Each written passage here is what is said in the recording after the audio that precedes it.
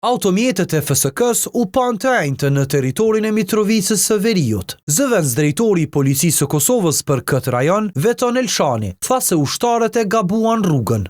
Dislokimi i FSK-s në veri të Kosovës është i mundur vetëm me pëlqimin paraprak të misionit paqëruajtës të NATO-s, KFOR. Automjetet ishin të FSK-s. Ata qëndruan rreth 5 minuta në një stacion karburanti, ku policia i pa dhe i pyeti për situatën. Pjesëtarët e FSK-s u përgjigjen duke thënë se kishin gabuar vendodhjen dhe menduan se ishin në Mitrovicë të Jugut. Komandanti i Forcës së Sigurisë së Kosovës, Bashkim Jashari, nuk e ka përjashtuar mundësinë e ndërmarrjes së masave ndaj ushtarakëve lidhur me incidentin. Do të sqarojmë të gjithë rastin se si ka ndodhur. Sa i përket masave, këto janë procedura të brendshme. Sigurisht që ne jemi angazhuar për to dhe besoj se do të arrijmë tek pikat e duhura.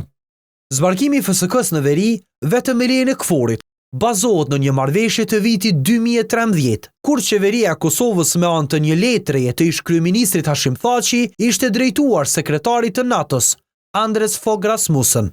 Shënjestër.net